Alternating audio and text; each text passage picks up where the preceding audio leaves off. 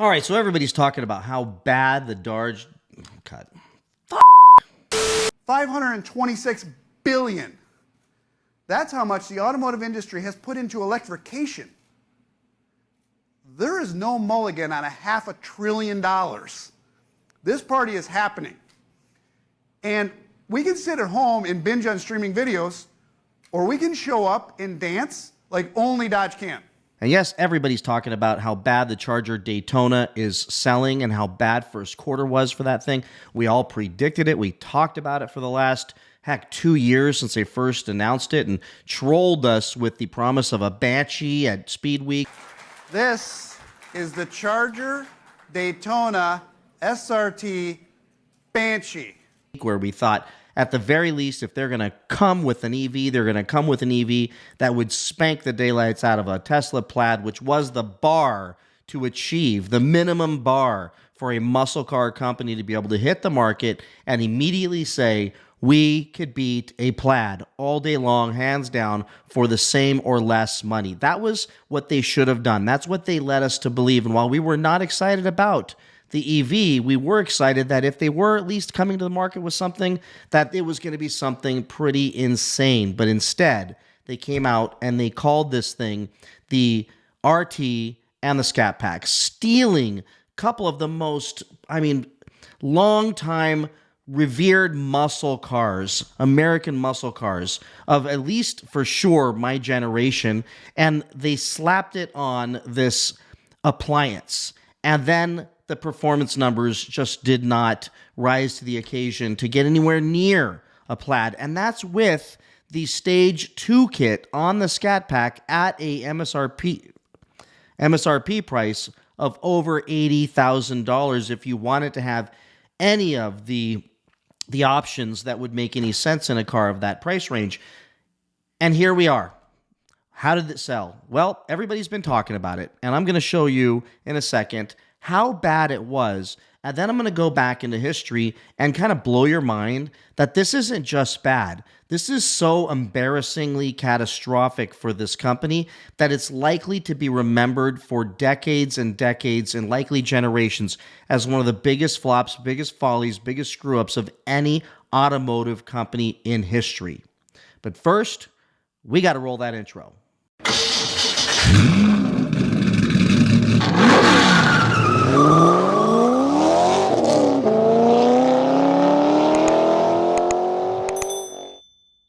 All right, so let's just start off with looking at these numbers here because they are shocking. And if you haven't seen this yet, it's worth going over. Here's what happened. First quarter, because they were supposed to launch the 2024s last year. They didn't. They promised, and never happened. And here's what happened. They finally got the 2024s hitting dealerships about the first and second week of January. And then they came out with the final call and promised a $600 credit and a charger for your house, and to be able to go to the Radford track and drive their cars there. And that didn't seem to matter. It didn't seem to get the excitement going because that quickly faded away and nobody really talked about it anymore. And here's what happened. We looked at the actual sales. Now let's define sales. Now for all of us in the normal universe, a sale of a car would be something where somebody exchanges money in exchange for the price of the car. So if they're asking $80,000 for the car, somebody finances or pays $80,000 for that car, and they become the new owner of that car. Then there's something we all know about called leases, which is by definition just a longer term rental of a car. And I have no problem with leases. I know some of you beat me up about it, but I think leases are fine.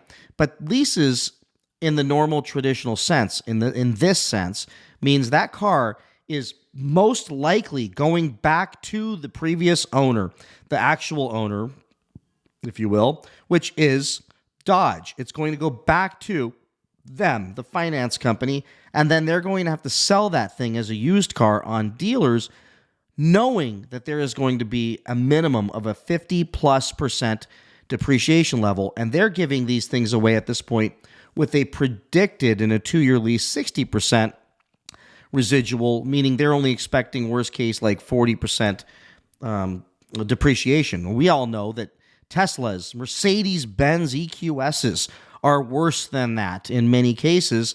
This thing is set to be worse than that. With all the problems we've been talking about in my other videos, it's likely to end up creating an even worse situation when they try to resell these things 2 years from now, because who's going to want a car that has been so stigmatized with so many problems? Fuck. Like, what a piece of fucking shit.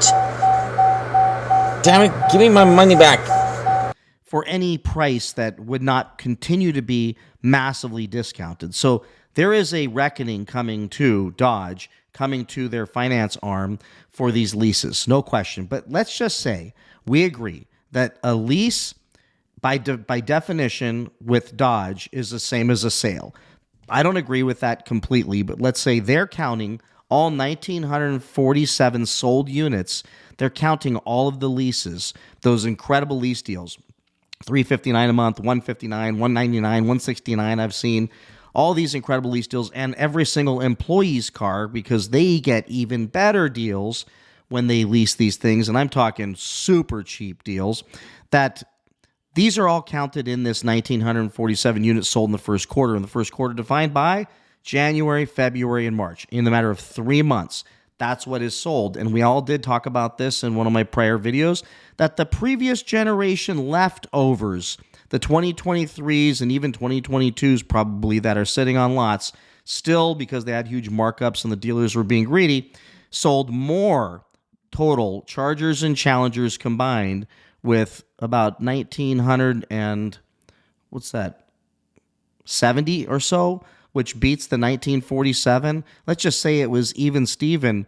They sold the same amount. How is it that the newest, hottest, coolest EV muscle car, revolutionary, new demographic reaching, young people reaching car that they thought they were going to launch is going to beat everything and kill it? But what does 2,000 units mean? Well, 2,000 units, under 2,000 units in a quarter, is mass devastation considering what they used to sell. Let's go look at what they used to sell, these things. So the Chargers and Challengers, I went to 2022 to look at a real legitimate year. Now, albeit a good market, you can cut these numbers in half if you want to, but let's just look at an actual regular market of 2022. They sold 80,000 Chargers and 55,000 Challengers. So you can do the math on this. What is that? 135,000 cars in that year. Divide that by 4, and you're looking at over 30,000 cars per quarter. That's insane. Over 30,000 cars. Yeah, what did they sell? 1,947 units. And the same amount of the old version, meaning, and that's likely because there wasn't that many of those left, so they probably sold most of what was left of these. Had they had more of these available, the previous generation, they likely would have smoked this number completely, and if the dealers didn't continue to ask stupid prices for them, then that's what would have happened. So their sales are down 50% in this arena from 2024. That is unbelievably brutal. But let's look at how bad this really is. Now, the other abomination, the other worst cars selling last year for the Stellantis group and Dodge was the Hornet. We heard all year how that Hornet was just not selling. They could not get rid of that thing. In the first quarter of 2025, the freaking Hornet sold 4,108. Next to the Charger, this is the EV Daytona, 1,947. The Hornet sold twice as many cars than the Charger did, despite all the insane incentives. Now, that would make sense considering price range and the buyer pool in the lower price ranges is generally bigger than the higher price ranges. But this car was an abomination, an utter failure, and still sold twice as many. Still horribly dismal, considering that, we'll talk about this in a second, something like the Aztec still managed to sell 30,000 cars in a year. These guys couldn't even sell 4,000 Hornets and 1,947, less than 2,000 Chargers in the U.S. That's unbelievably pathetic. And then we hear last week with the announcement of the tariffs and all the panic in the in the country in the running for the hills. Here we have Stellantis almost sounding like they're pouting, like, well, then we're just going to not make them then. Okay, cool. They're saying they're going to stop production, pause it for now. Well, here's the deal. If you only sell 1,947, and let's just assume that they were planning on selling 20,000 of these things, even 10,000 of these things a quarter, let's say they were going to sell half of what they sold in 2022 of Chargers. So let's say they were going to sell 20,000 of these things, so 20,000 a quarter. They only sold 1,947. So how many of these things do you think are sitting in storage lots waiting to be sold that have not been sold, being rolled over? So they can blame this on the tariffs. Maybe that's the case. But I have to suspect that the issue is much larger than that, and it's that they found themselves sitting on, once again, a ton of inventory of Dodge Chargers sitting in lots, sitting in storage lots, with many dealers saying, I don't want any more. I can't get rid of all the ones you sent me. There are dealers in the Midwest and the East where I found posts on the Daytona groups sitting on one dealer saying, I have 43 RTs. Come get them for $169 a month with like $2,500 down. Please come take these things away. 43 of these. Could you imagine having 43 of these things and you can't give them away for a couple $100s a month? That is rough. And then when they do get them, they're brought back to the service department, and then the techs are tasked with trying to figure out how to fix these things, because it's not like just changing a freaking alternator or something simple. These are software issues needing engineers involved. And the rumor that I heard the other day was techs are quitting at Dodge dealerships like crazy to get away from these things because they can't even work on them. They can't even get them fixed, and customers are screaming and losing their minds. Go watch my other video where that guy was losing his mind in his garage. The fuck? What does it say? Service electrical? Fuck. Great, I bought a piece of junk. So that's a problem. So then I decided to dig a little bit. Like, how bad is this? How bad is this, actually? Well, if you're just using Google, you can dig up, and I found the 6 most notable car failures of all time. Now, I decided to look at this because so many of you were commenting on my videos saying, this is the new Edsel. This sounds like the Pontiac Aztec. And I thought, let's go ahead and read, like, what happened with those, and tell me if this doesn't sound exact. Some of these scenarios don't sound exactly like what we're dealing with here with this Daytona. And it's not just me being hateful. 1,947 people. What did Butter say? It was like 24 cars a day or something like that. I mean, this is so bad when you look at a country with 350 million people in it, and they couldn't find 2,000 people who would say, man, I'll take that thing. They couldn't. So here we are. Let's look at the DeLorean. Yes, I'm not going to read this one because we know what happened there. He was building the daylights out of them and ended up filing bankruptcy and getting in a scandal and all that craziness with the drugs, etc. So we'll leave that one out. But when we go to the Edsel, many of you have commented that this is the new Edsel. So I wanted to read this because it starts to sound a little bit like exactly what happened here with this thing. Ford Motor Company took a daring venture with the Edsel. This model marketed as a pioneering endeavor. Sound familiar? The first muscle car with that Daytona had taken a decade and whopping $250 million to develop. Tavares shoveled hundreds of millions of dollars to get this EV stuff to market. However, the Edsel's release coincided with a changing automotive industry and a recession. Jumped interest rates, huge jump in interest rates, and slowing of our economy, an election, and a shift, complete reversal shift mindset against electric, and one of the biggest drops in electric car buying that's happened since they started selling these things. So sound familiar? All of which the team had overlooked. Well, we were screaming about the Daytona issues, people not being excited about EVs. There's a place for them. Let's call it 10% of our entire market, maybe 15, maybe someday they get to 20, but there isn't enough to build an entire platform and abandon all the gas cars. So the Edsel was unfortunate to hit the market during unforeseen boom in the compact car sector. Caught in the perfect storm, Edsel struggled to attract customers, marred by strategic oversights. Sound familiar? And a series of design gaffes. Fratsonic exhaust. Tell me that's not a design gaffe, a massive gaffe. It quickly became a poster child for commercial failure. Tell me this doesn't feel like we're living this with the Daytona today. But then the Pontiac Aztek, made famous in Breaking Bad. We all laughed and loved this thing in Breaking Bad as he got rich. But the moment in Breaking Bad where we all got excited, and if you haven't watched it, please do. And I don't know what rock you're living under, but was when he came home in that freaking Dodge Challenger and pulled up in the driveway. And it was a moment of glory. I don't know about you all, but I stood up and pounded my chest going, yeah, from Aztek to Dodge Challenger.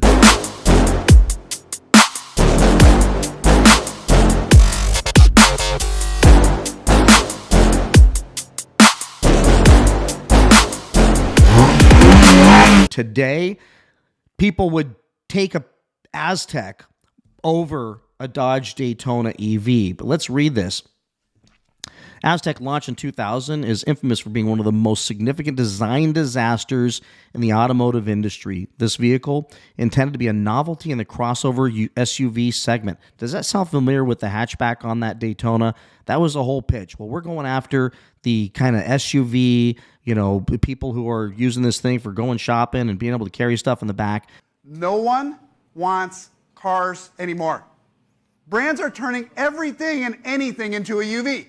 We're going to make it a hatchback because that's a huge segment of the market. Deviated much from the conventional approach with its avant-garde design. However, its radical break from the norm backfired. Sound like the Daytona, Fratsonic exhaust, hatchback, humongous body. Albeit, it does look nice, but much nicer than the Aztek. Public reaction to the Aztek's bold aesthetics. Let's change that. Public reaction to the Daytona's bold aesthetics. I mean, you can just replace Aztek with Daytona. Was one of the widespread critiques. So right now, you've got half the people hate the Daytona and half the people love the Daytona. So it seems very familiar here. The unconventional design failed to win over customers, cementing the model's place in the roster of poorly received vehicles. Welcome to the Daytona. A stunt involving the head marketing executive engaging with paid actors to hype the product did little to boost its appeal. They invited all the YouTubers to Radford who would say nice things. Maybe they didn't pay them, but I heard the steaks were good and heard the hotel was really nice. I'm sorry. I don't mean to beat up on my friends. I love you guys, and believe me, I wish I was invited. It would have been great. So a little jealousy there, just because it would have made for good content. But I know they knew better than to invite me because I would have told the absolute truth and beat the daylights out of that thing. So despite attempts to incite enthusiasm, as the Aztek managed to pull in a meager 27,000 units in sales each year. This was I think rolled out in 2000 and then ended in 2005. So we're still talking about 27,000 in a year. At Dodge's 2,000 units a quarter, they're looking at, if they were to hit 10,000 units this year, they would be lucky. But understanding that they didn't hit their goals in the first quarter, that means they got to make up for it in second quarter. They've got tariffs piling on top of them. So how are they going to feed us incentives with tariffs?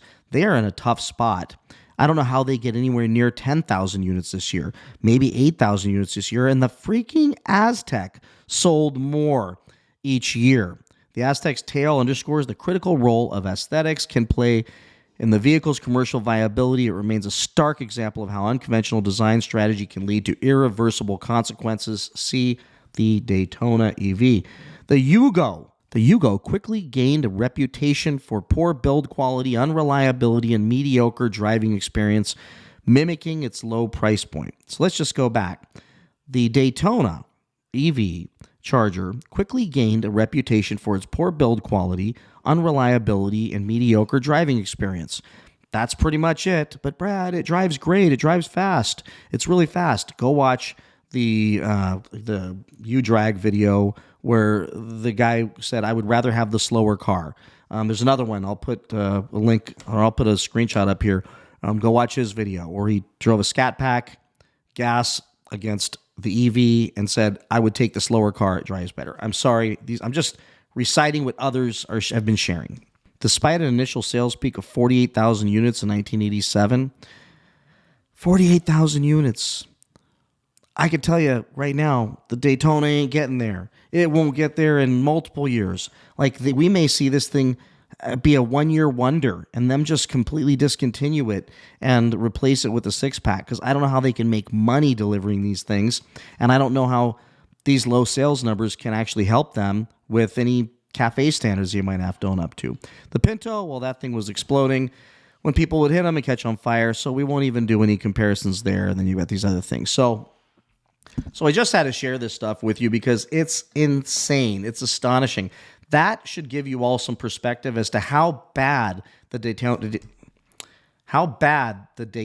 doing, how bad that EV is doing on the market right now, and why they're doing this pause. Certainly could be the tariffs, but I would say it's the abysmal sales numbers and the fact that they likely have tons of inventory and they don't know how in the hell they're going to be able to sell that stuff. So do I think tariffs are going to have any impact on the Charger Daytona? I would say not in the second quarter, because once they realize they've got a bunch of cars that are not under the tariffs. So here's the deal. They could still sell those and get through the rest of, let's say, second quarter and discount those things even more. And if they don't, they will end up being the proud owners of thousands and thousands of these electric abominations. So with that, everybody, let me know what you think in the comments below. Like, subscribe, and I will see you all in the next one.